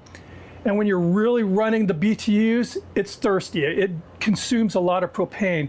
So the option of natural gas. Well, if I'm going to drop the $1,600 or the $1,500 or whatever the fuck it was, the over $1,000, at that point, I'll just bring the gas company out to hook up a new line. Is amazing. Now, the Eminent 605 does not have that propane shelf that pulls out like the Denali has. However, it has a fuel cylinder weighing module, which is a fancy way of saying it has a ring inside of the cart that the propane cylinder sets on. This ring is actually weighing the fuel cylinder, so as you're consuming propane, the tank gets lighter and it gives you a visual indicator. On the readout, the indicator will be green if it's full, it'll go yellow as you're losing propane, and then red when it's like, it's probably time to change your tank, which I think is awesome. And like the Denali, the Eminent 605 is Bluetooth enabled, so you can monitor the entire cook using your Great! I need to call tech support for a burger. smartphone and the Monument. All right, that wraps up this one. Do this little short here. Pizza dip for a crowd. I'd eat the shit out of this. This pizza dip to a party, it's always the first thing to disappear. It is so delicious. In a bowl, combine a block of softened cream cheese with 8 ounces of sour cream. Okay. Season with oregano, garlic powder, and some ranch seasoning. Okay. Then you're gonna give it a really good mix and spread it into the bottom of your baking dish. I'm using a 9-inch pie pan. How Now does this spread on woman 1 jar have of not pizza sauce. How does this woman not have fat fingers? And if you can find this brand, I highly recommend it. Now for toppings, you can use whatever you like. I'm doing Italian sausage, some freshly grated mozzarella cheese, a lot of it, a little bit more sausage, some mini pepperonis without the silicone packet, and some bacon bits. Then bake it at 400 for about 25 minutes. While that's cooking, slice up a loaf of French bread and cook them in some butter in a skillet until they're nice and toasty. Then use a clove of raw garlic to rub all over each one. It's also really good with these pita crackers. Or you can just eat it with a spoon. But that's all there is to it. Now, I want that. Holy shit. I'm stealing the shit out of that. All right, now we're going to go to Emerald, just because he was the next one up. And since I didn't get dinged last time. So anyhow, I got all this different kinds of foods at the ballpark. One of my favorites from the southern ballparks is... Oh, God, this must have when this show first started. All right, I got to pee, though. I'll be right back.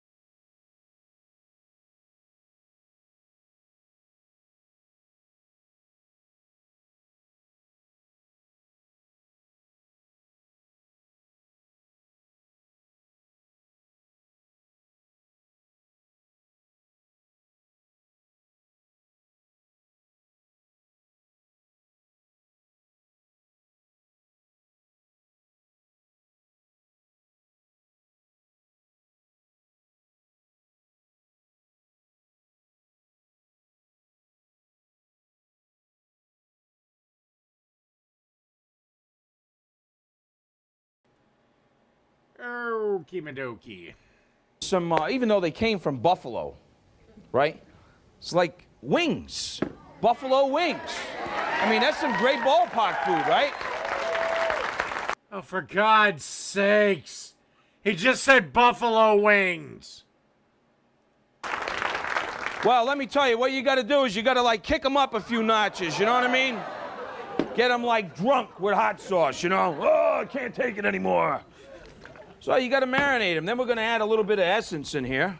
By the way, I would like to point out, this guy was the only reason the Food Network is a thing now. Oh, yeah, babe. All right. Hey, you can't be shy with that stuff. You know, it's like, and you got to mix them all in. Doesn't that smell good already? I'm happy already. Happy, happy. They ought to have like some hot sauce, like popcorn, you know? But anyhow, so what we're going to do is we're going to do a quick little, quick wings. You need about a cup of hot sauce on your chicken wings. You guys like chicken wings back there? Yeah? So where y'all from? All right, all right. So what kind of ballpark food you guys eat? All kinds. Okay, like candy bars. So yeah, this had to have been before woke was a thing, because, yeah, he'd have been canceled for that. So, now that we do this, what you want to do is you want to do this for at least, you can even do them the day before. And you want to cover them with some plastic wrap. Get them really good and soaked like that in there. Now, no big fancy thing, okay? I mean, we ain't done anything fancy yet. We haven't built like any rocket ships or anything like that. We're just like doing chicken wings. So now, overnight is the best thing. You do these in the South too, you know, they do them with turkey legs or turkey wings. They do. I'm not lying to you. Trust me. Lighten up, buddy. You know, it could be worse, you know. All right, so, did you like play Little League and stuff? Oh, yeah. Yeah, me too. All right. Now we're going to re-season these guys. And then we're going to season the flour because you got to make it taste. Why does this episode feature one of the children of the corn? Tastes good. That's right. Yeah, get your own show, buddy.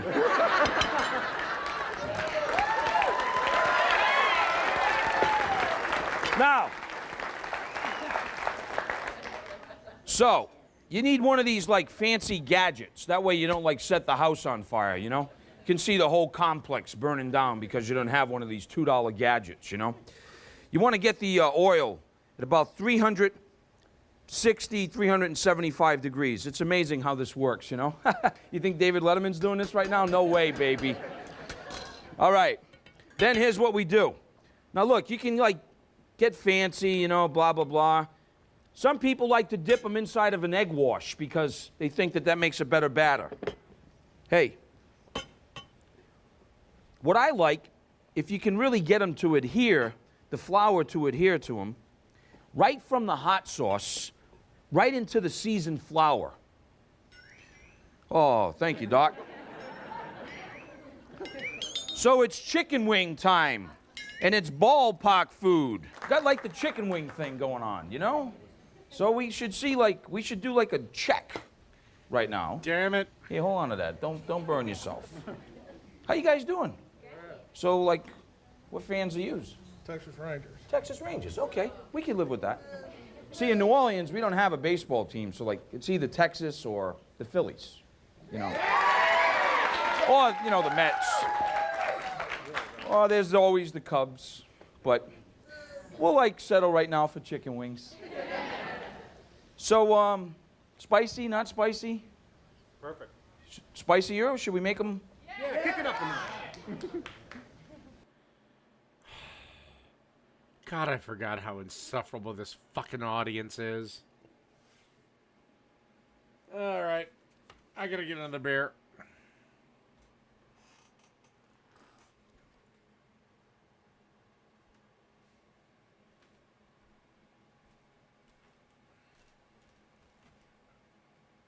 No, the Food Network I don't think was a thing in the 90s, but I could be wrong.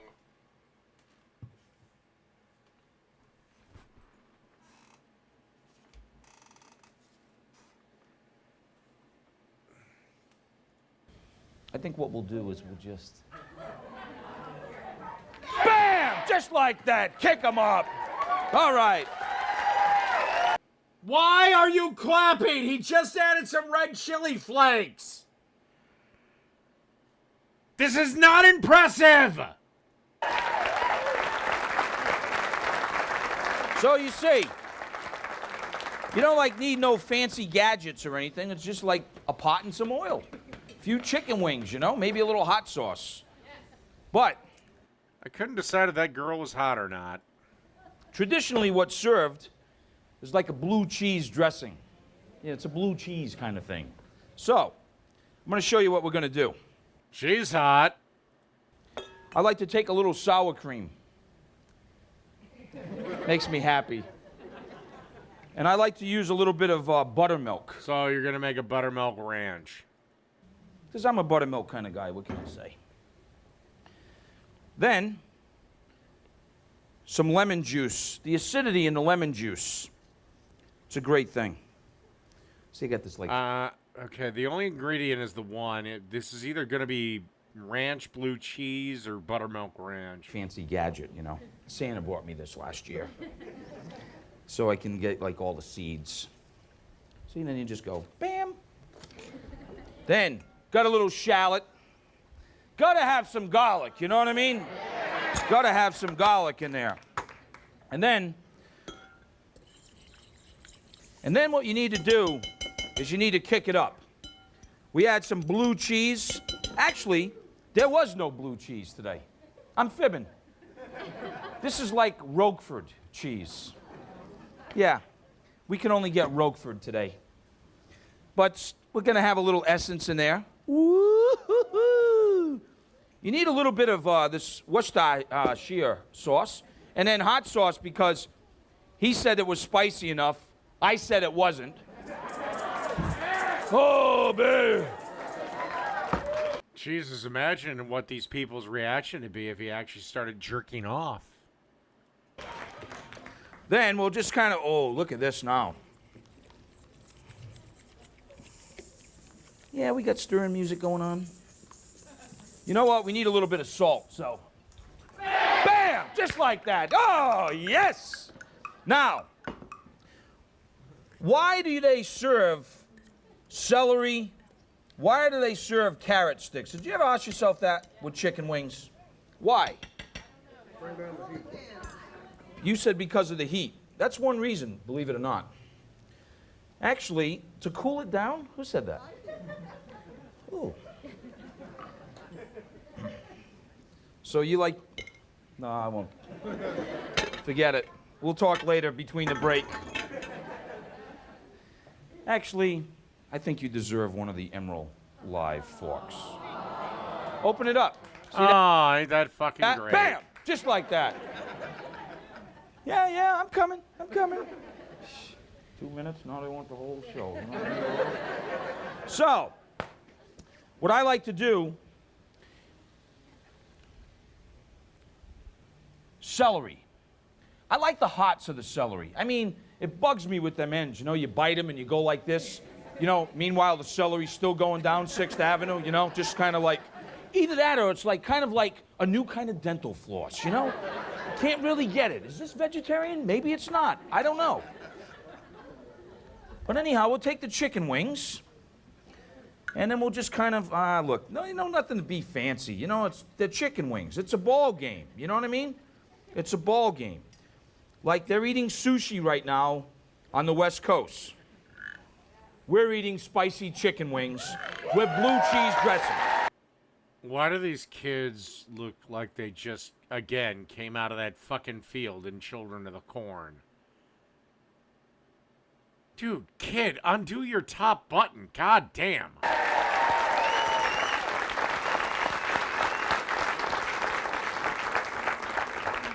So what do you think? Is it like chicken wings or what? Yeah. Yeah. I heard that back there. And I'm just for that, I'm going to kick it up a couple of notches for you. All right, let's check on these. They need some more time. That's okay. We got nothing but time. That's right. So, now that we got these simple chicken wings with blue cheese dressing, wow, he's really cooking. Although I wonder what was the true reason for the show's cancellation. Emerald has said that it was they didn't want to give him, like, at the time when this all happened, he was the biggest thing on Food Network by far. Like, this was before Bobby Flay. This was before Guy Fieri. Like, he basically built that damn house. He says they didn't want to pay him what he felt a fair contract was worth. They claimed Emerald Live was too expensive to run. And from the research that I've done, apparently live TV is twice as expensive as tape TV, but I don't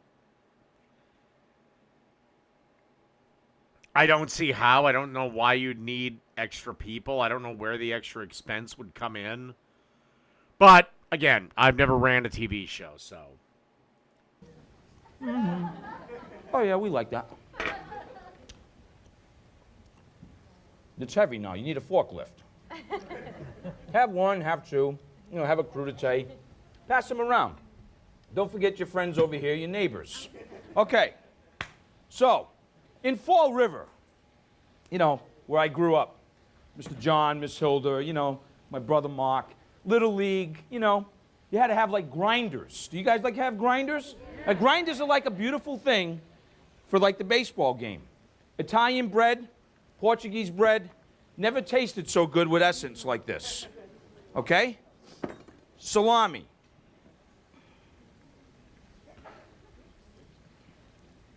So we got like a salami thing. There used to be this place, Mazzelli's, in Fall River.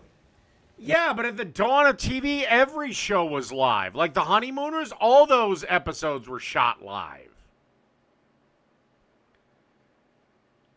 I don't know where the extra expense comes in. You'd figure if it's taped, you'd need the exact same crew for live, but again, I've never ran a TV show, so. A place across the street from Columbus Park. Great, mortadella. Oh, yeah, yeah. Oh, absolutely. This is like a simple thing. You know, Miss Hilda, sometimes she'd get a whole bunch of these things, take them to the ballpark, you know, eat them in the car. Swiss cheese. Yeah, it's like you don't have to be like a, you know, you don't have to like get a degree in this. Yeah, yeah, yeah. All right, mozzarella. Here's the deal. Before you put the mozzarella like this, it's very simple. You need like hot peppers. You know why? Because then you put like the. You're not gonna slice up the hot peppers? Oh boy, I love stems in my sandwich. Cheese like this, it sort of like traps it in like a big lion cage, you know? It ain't going anywhere. You like hot peppers? Oh, good. Then we'll add all of these then. Oh, yeah, babe. Oh. Oh. Oh. Oh my God, why did you not slice the fucking pepper? Oh my God. Oh, yeah. I hope you don't mind hot peppers. See, what you want to do... I don't either. I don't mind them either. But I don't like their fucking stems. Here's another trick. As soon as it comes out like that, what you want to do is you want to fold it back over and just hold it there like that because it's like glue. You see? The cheese, you know? That's where I say wrap your subs, especially if you bake them, in tin foil and then let them sit on the counter for about 5 minutes. Just think what it's doing to your stomach. No, I'm just joking. Well, I can see it now. The cheese police will be like busting in here. They cut them up in pieces like this. You see that? See, now you know why they made serrated knives. Because people never knew that, you know? They're just like, man, I got ripped off. I think this thing was like, got caught in a sink. See? Doesn't that look good? Very good. Then you like take a little bit of like the fry thing like this. Bam! Oh yeah! Hey now, have a grinder. Oh God. How the world has changed.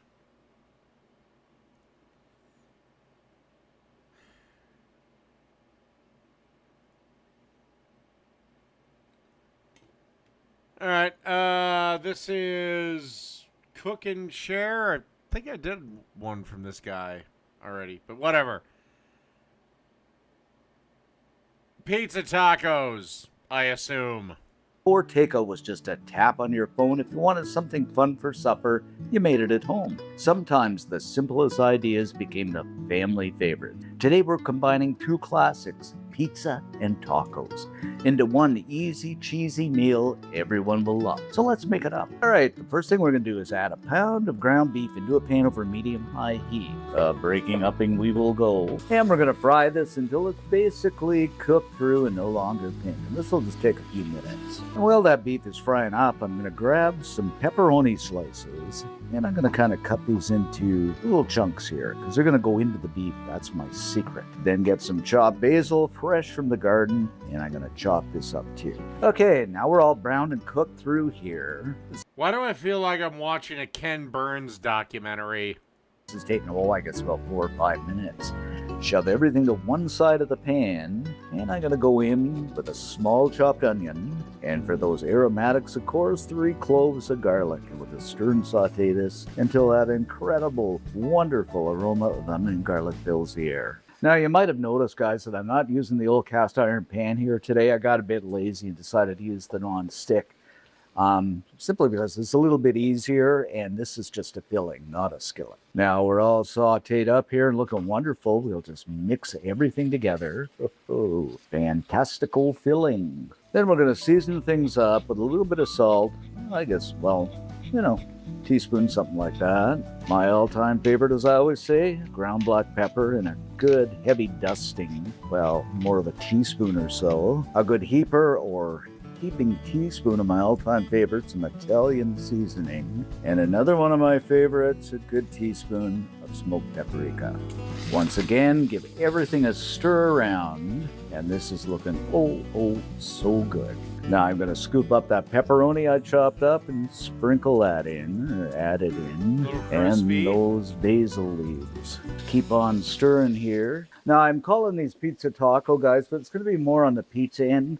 Like, if you want really the taco flavor, you can add in a bit of taco seasoning, but I want to keep this more pizza-y, if that's a word. Then, Yes? we go with a cup of pizza sauce. Now, you could use marinara sauce, but like I said, we're going So basically, you're making a pizza, Joe.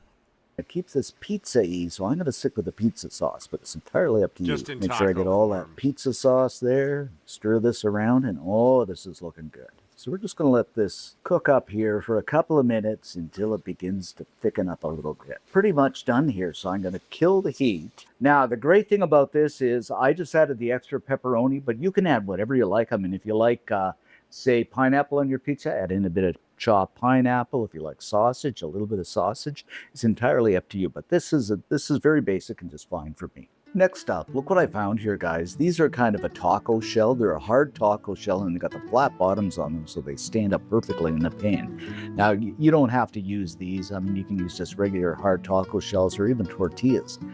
But I'm going to use these and scoop up some of that filling, and into that taco shell we go. I'm not sure if you can see this or not, but that filling is going to be so good.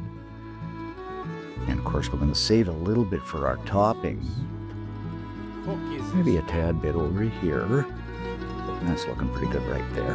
Now onto our baking tray. And you probably guessed it. Over the top we go with some mozzarella. I mean, it just wouldn't be pizza without mozzarella, right? And then some pepperoni. Now I've cut these in half so they don't cover everything up, but it's up to you. I assume he's using turkey pepperoni. Now my second one, guys, I didn't add as much meat filling, so I can get a little more mozzarella on that. You know, it's the old thing, you get a little better as you make them up. And of course, a little more pepperoni on there. And here they are, guys. We got about 6 pizza tacos out of this. Notice I did an experimentation type of thing. I did a whole pepperoni versus half. So these are going into a 400-degree preheated oven. That has got to be turkey pepperoni. for about 10 or 12 minutes, so we'll see how they come out. After about 10 minutes, just look at these guys. I'd eat the shit out of that. That cheese is melted beautifully, that pepperoni is cooked. Now you could put them on broil and make them a little brown, but I don't think I want them brown. I think they're just perfect the way they are right here. And you know what I'm gonna do, guys? I'm gonna garnish these up with just a speck of basil, just a little bit to make it look nice and green and add that additional flavor. It's up to you. And there you have it, guys, our quick and easy pizza tacos or taco pizzas. You are simply gonna love these. You have to try them, but don't be going away yet because we have some tips and tricks and some tasting to do. And just look at these guys. Don't they look incredible? I can hear. What the hell are your tips and tricks? All right, tasting. I'm going to skip over that. All right, so this one's done. All right. It's something I might consider making in the future. I wouldn't use ground beef, though. I'd probably use Italian sausage. I mean, again, this is something you can't make healthy, so fuck it. Make it as bad as possible. All right, 1:42 a.m. carbonara something or other. Slow adult service. Okay, that would be bronze cut pasta. See how much rougher it is coming out? Anyway,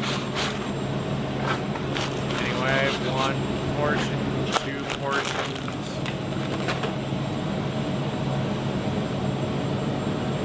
I assume that's either pancetta or guanciale. Traditionally, it's guanciale, but guanciale can be a real cunt to find in the States.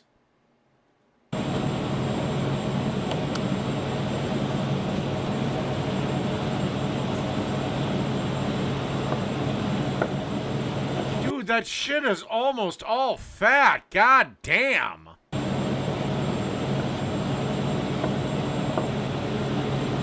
I don't think pasta can give you a heart attack.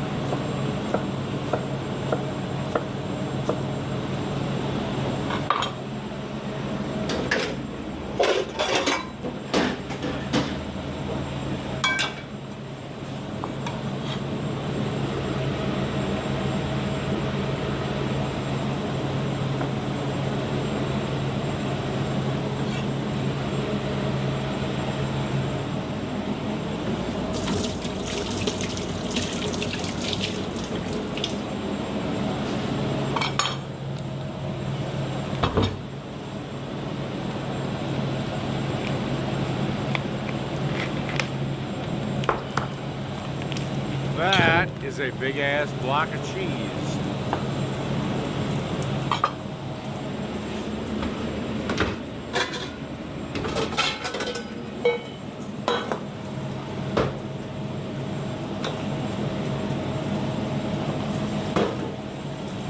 Is that his throwaway bowl, or somehow make something insane with guanciale bits and pecorino rinds?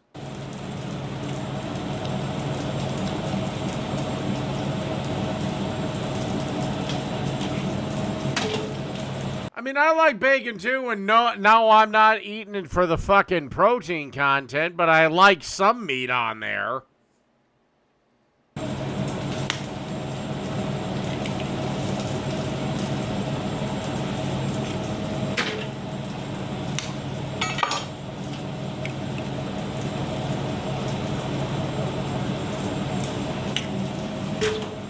By the way, that eggshell technique proves why those egg separators are fucking useless.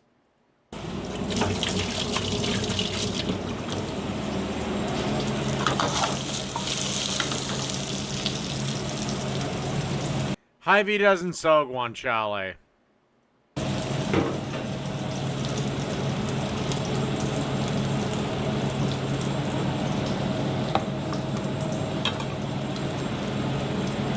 Now what the hell is he pouring in?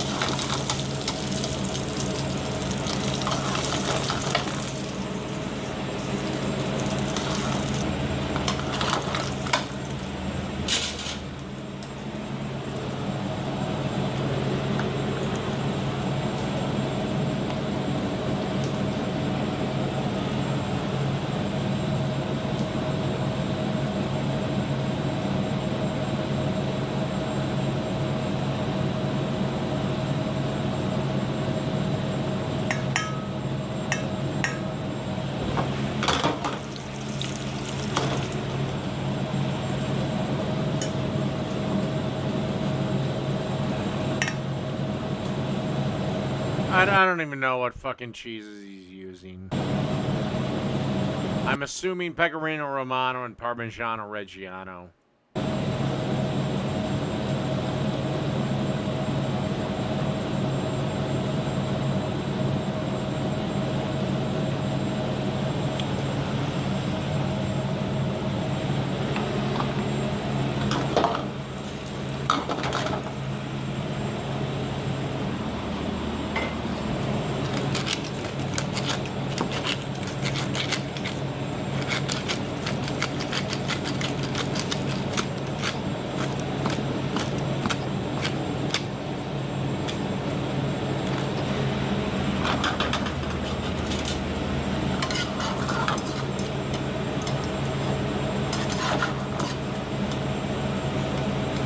Okay, I mean...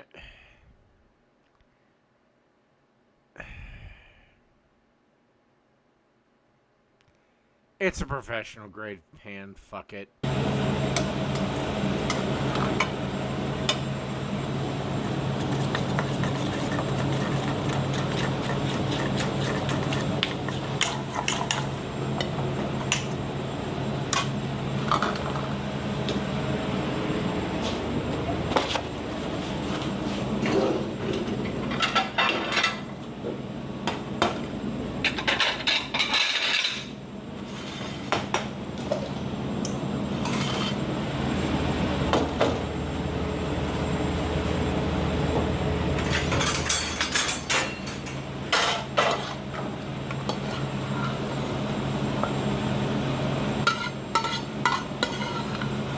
Dude, that guanciale or pancetta is a weird color, unless it's just the lighting.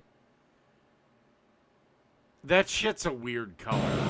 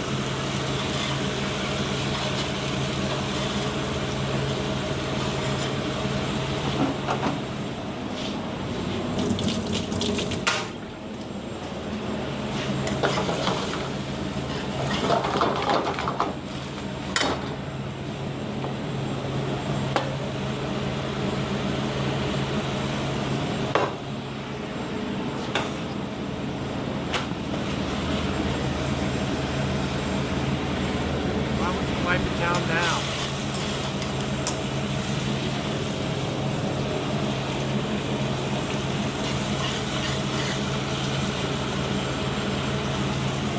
Alright, he's using some form of chili paste, I guess.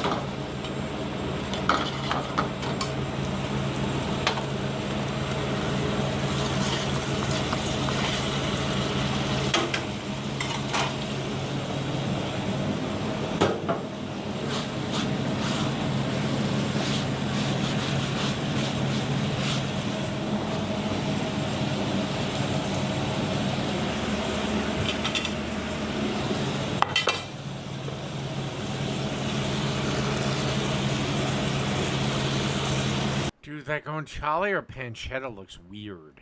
I don't know, maybe it's because it's almost mostly fat.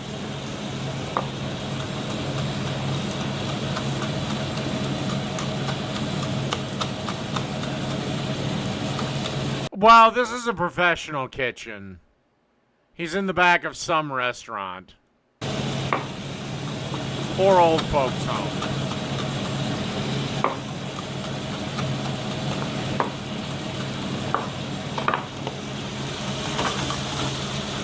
And I need more beer.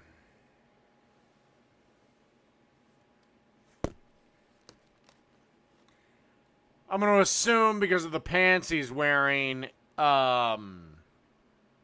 he's in a professional chef's kitchen.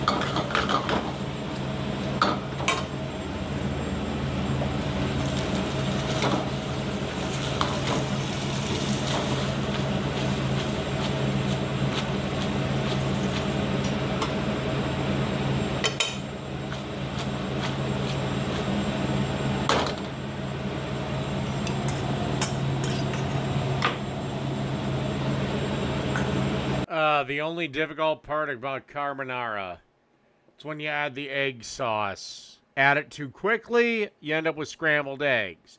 Add it too late, and the eggs don't fully cook.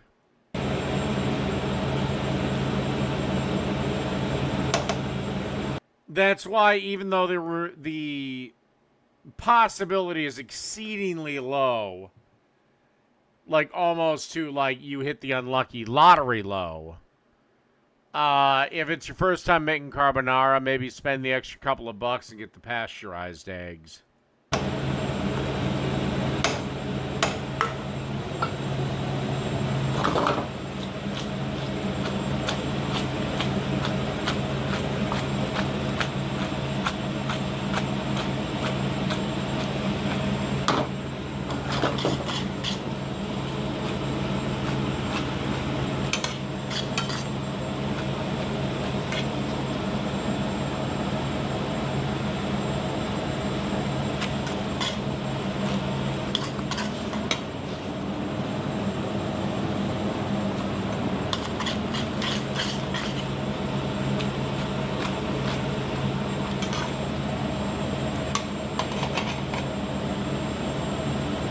Nice little net. Oh, fuck, that looks delicious.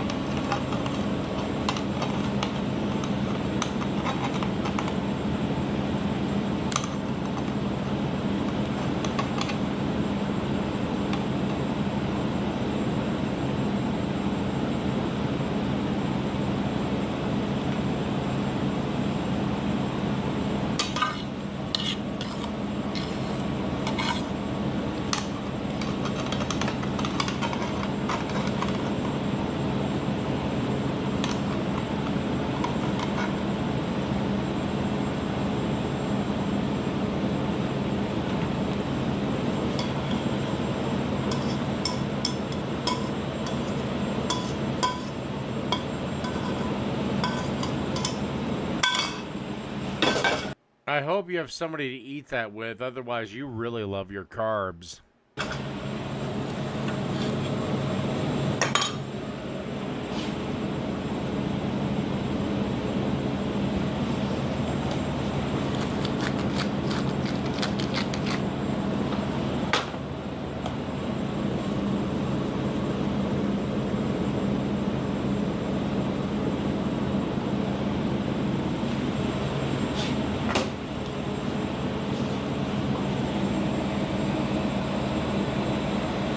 And that is fucking delicious. And that is where I'm going to end the stream. Good night, everybody.